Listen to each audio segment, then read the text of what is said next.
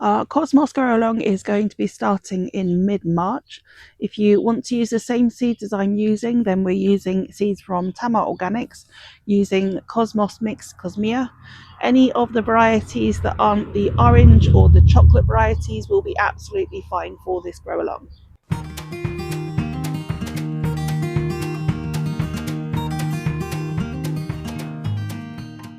Some other varieties to look at can be things like Candy Stripe, Double Click, Cupcakes or Fizzy, but any are just beautiful.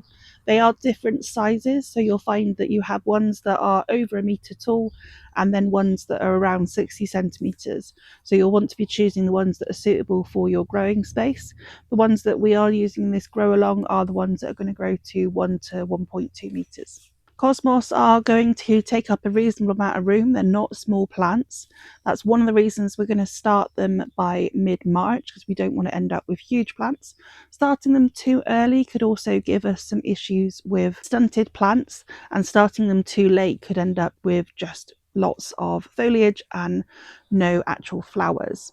They will do best in an area of full sun.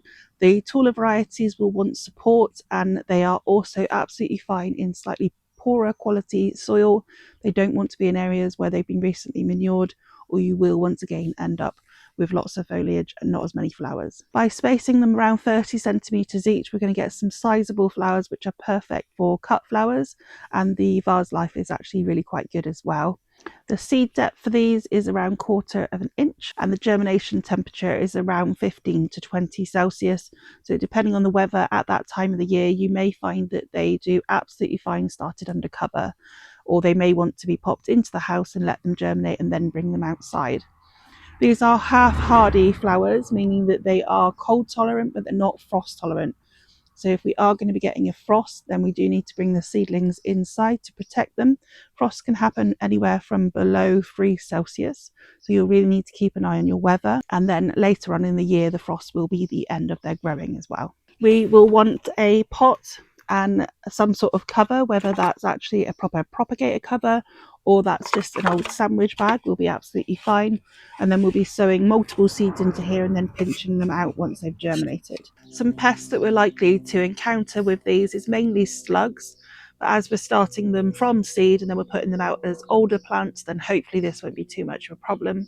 But if it is a very wet year or you have a lot of pressure from the slugs, then going out and hunting them and removing them from that area will be great.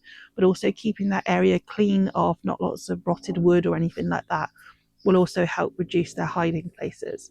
And then we may have issues with aphids when they're particularly young seedlings.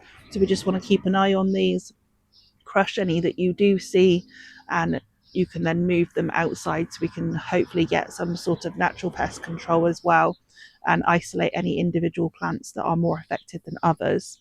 But we do then, of course, want to make sure that we bring them back in if it is too cold and there's a possibility of a frost. So I hope that you'll be joining in with this Grow Along. Don't forget, we have a community page over on Facebook. We have the newsletter with the discount code, but lots of other information.